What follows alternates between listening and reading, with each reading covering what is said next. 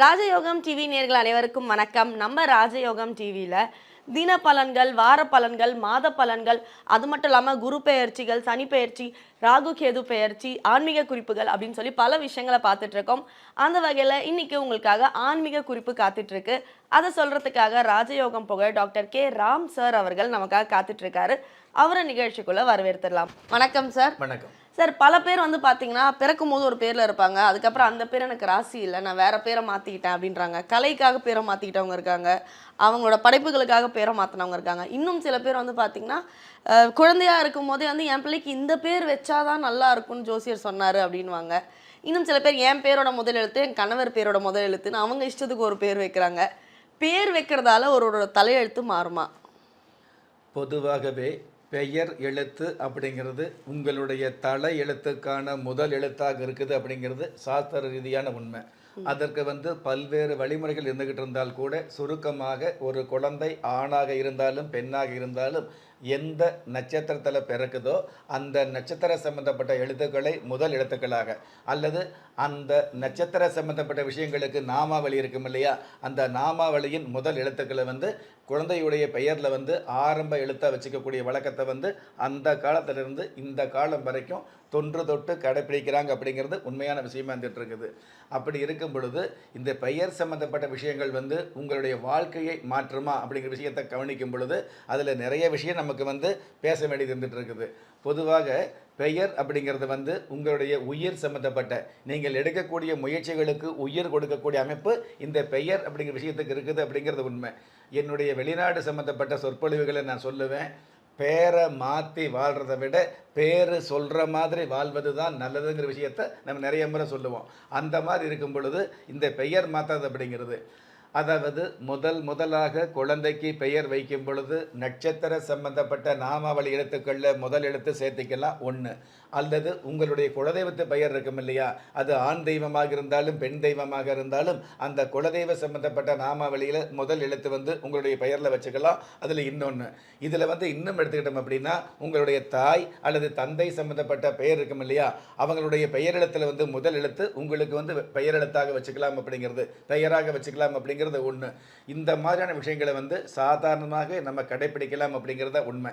ஆனால் ஏதாவது ஒரு திரைப்படத்தை பார்த்துட்டு அந்த திரைப்படத்தினுடைய பெயரை வச்சுக்கிறது அல்லது நடிகர் சம்பந்தப்பட்ட விஷயங்களை வச்சுக்கிறது, பிடிப்பு காட்ட வேண்டிய பெத்தவங்க கிட்ட பிடிப்பு காட்டாம நடிப்பு காட்டுகிற மனுஷால் மேல நிறைய பேர் நாட்டம் கொள்வதால தான் உங்களுடைய வாழ்க்கை பாதை அப்படிங்கிறது மாறி போகுது அப்படிங்கிற விஷயத்தையும் இந்த நேரத்தில் நம்ம நிச்சயமாகவே தெரிஞ்சுக்கணும்.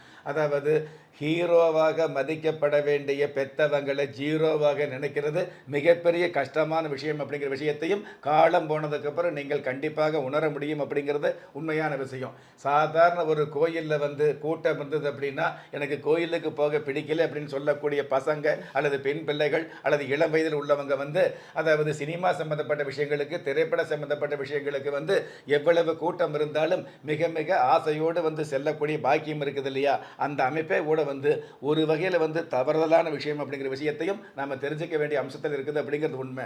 இது எல்லாவற்றுக்கும் மேலாக பெயர் அப்படிங்கிறது பார்த்தீங்க அப்படின்னா உங்களுடைய சின்ன வயசில் அந்த காலத்தில் ஒரு குழந்தை பிறந்ததுக்கப்புறம் அந்த குழந்தைக்கு பெயர் வைக்கும் பொழுது நட்சத்திரப்படி, நாமாவளிப்படி, குலதெய்வப்படி, பரம்பரை சம்பந்தப்பட்ட வழக்கப்படி அவங்களுக்கு பெயர் வச்சு அந்த பெயரை, அதாவது வாழ்ந்து முடிஞ்ச பெரியவங்க, தன்னுடைய வாழ்க்கையில் கரை கண்ட நிறைய பெரியவங்க, தன்னுடைய வாழ்க்கையில் 1000 பிறை கண்ட உங்களுடைய பெரியவங்க உங்களுடைய பெயரை முதலாக சாமியுடைய, எந்த சாமி உங்களுடைய குலதெய்வத்தை சம்பந்தப்பட்ட சாமியுடைய காதில் தான் அந்த பெயரை முதல்ல ஓதுறாங்க அப்படிங்கிற விஷயத்தை நாம் யாரும் மறந்துடக்கூடாது. அந்த மாதிரி பெயர் நல்ல பெயரோ அல்லது நாசுக்கான பெயரோ எந்த பெயராக இருந்தாலும் முதலாக குலதெய்வத்து காதில் ஓதப்படுகிற அந்த பெயர் கண்டிப்பாக உங்களுடைய உயிர் உள்ளவரை உங்களை பாதுகாக்கும் அப்படிங்கிறது மிகப்பெரிய நன்மையாக இருந்துட்டு இருக்குது அப்படிங்கிறத உண்மை.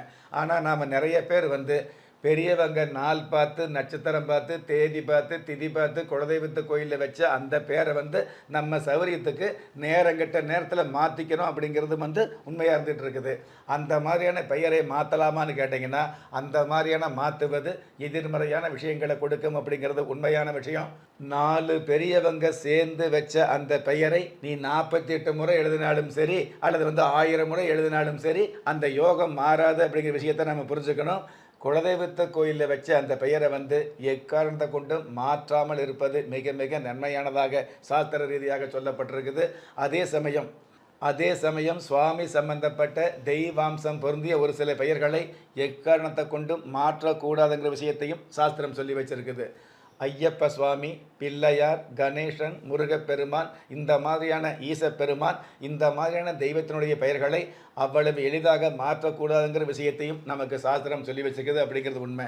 ஆனால் காலம் கலிகாலமாக இருக்கிறதுனால நாகரீகம் அப்படிங்கிற பேரில் நல்லதோ கெட்டதோ நம்ம எல்லோரும் வந்து தேவையில்லாத விஷயத்தை வந்து கடைபிடிக்கக்கூடிய அம்சம் இருக்கிறதுனால மாமா அப்படிங்கிற பெயரை கூட மாம்சு அப்படின்னு பெயரை மாற்றக்கூடிய சூழல் இந்த கலிகாலத்தில் இருக்குது அப்படிங்கிறது உண்மை. சித்தப்பா என்ற விஷயத்தை வந்து சித்தப்பு என்று சொல்லக்கூடிய சூழலும் இந்த காலத்தில் இருந்துட்டு இருக்குது அப்படிங்கிறது உண்மை.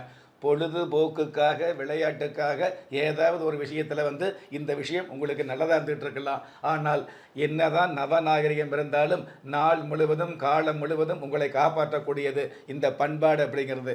என்னுடைய வெளிநாட்டு பயண நிகழ்ச்சியில் அடிக்கடி நான் சொல்லக்கூடியது, படிப்பு என்ற விஷயம் எவ்வளவு முக்கியமாக இருந்தாலும் அதில் பண்பாடு இல்லாத படிப்பு உங்களுக்கு எக்காலத்திலும் உதவாதுங்கிற விஷயத்தை மிக மிக நாசுக்காக நான் சொல்லிக்கிட்டு இருக்கிறேன். அந்த மாதிரி இந்த மாதிரியான ஒரு சில விஷயங்களை வந்து நாம் வந்து மாற்றிக்காமல் பழங்கால சம்மந்தப்பட்ட ஒரு சில விஷயங்களை வந்து நாம் கடைபிடிக்கக்கூடிய வழக்கத்தை வச்சுக்கிட்டோம் அப்படின்னா காலம் முழுவதும் நீங்கள் காப்பாற்றப்படுவீர்கள் அப்படிங்கிறது உண்மை. Okay sir. ஸோ ஆக மொத்தம் நம்மளோட பெயர் எழுத்து நம்மளோட தலையெழுத்தை மாற்றும் நிர்ணயிக்கும் அப்படிங்கிறத ரொம்ப அழகாக சொல்லியிருக்கீங்க. ரொம்ப நன்றி சார். நன்றி. நம்ம ராஜயோகம் டிவியில் புத்தம் புது ஆன்மீக தகவல்கள், மாத ராசி பலன்கள், தினப்பலன்கள், இந்த மாதிரி நிறைய விஷயங்களை அப்லோட் பண்ணிட்டு இருக்கோம். அது மட்டும் இல்லாமல் ஒவ்வொரு நாளுமே நீங்கள் வழிபட வேண்டிய தெய்வம்னு சொல்லி பல தகவல்களை நம்ம நிகழ்ச்சியில் சொல்லிட்டு இருக்கோம். அதே மாதிரி நீங்கள் ஒவ்வொரு நாளும் வழிபட வேண்டிய தெய்வம், இது மாதிரி நீங்கள் தெரிந்து கொள்ள வேண்டிய, நீங்கள் கடைபிடிக்க வேண்டிய விஷயங்களை உடனுக்குடன் தெரிஞ்சுக்கணுன்னா நம்ம ராஜயோகம் டிவியில் வர வீடியோஸை லைக் பண்ணுங்கள், ஷேர் பண்ணுங்கள், சப்ஸ்கிரைப் பண்ணுங்கள், மறக்காமல் பெல் ஐக்கானை ப்ரெஸ் பண்ணுங்கள். திறமை இருந்தும் வறுமையில் வாடுகிறீர்களா? விதியை நொந்து விரக்தியில் இருக்கிறீர்களா? முயற்சிகள் செய்தும் முன்னேற்றம் கிடைக்கவில்லையா? களஸ்திரம் அமையாமல் கவலைப்படுகிறீர்களா? தாய்மையடையாமல் தவித்து நிற்கிறீர்களா? நவரத்தினம் போட்டும் நன்மைகள் கிடைக்கவில்லையா? பெயர் மாற்றம் செய்தும் பிரயோஜனம் இல்லையா? எந்திரத்தை நம்பி மந்திரத்தை சொல்லியும் மாற்றம் கிடைக்கவில்லையா? எண்கணிதத்தை நம்பி எழுத்தை மாற்றியும் ஏற்றம் கிடைக்கவில்லையா? வாஸ்துவை நம்பி வாசலை மாற்றியும் வளம் காணவில்லையா? ஹோமத்தை வளர்த்து யாகத்தை செய்தும் யோகத்தை காணவில்லையா? திரும்பிய பக்கமெல்லாம் திண்டாட்டங்களையே சந்தித்த உங்களை யார் கைவிட்டாலும் ஆன்மீகம் கைவிடாது. ஆம், அண்ட நிழலுமில்லை, ஆதரிக்க யாரும் இல்லாதவர்களை குலதெய்வம் கைவிடுவதில்லை. கிள்ளிக் கிடைக்கக்கூடிய யோகங்களை அள்ளிக் கொடுக்கக்கூடிய ஆன்மீக அற்புதம் குலதெய்வ விருட்சம். திக்கற்ற யாவரும் ஒப்பற்ற பயன்பெற வாங்கி பயனடைவீர். குலதெய்வ விருட்சம். குலதெய்வ விருட்சம், குடும்பமே சுபிட்சம்.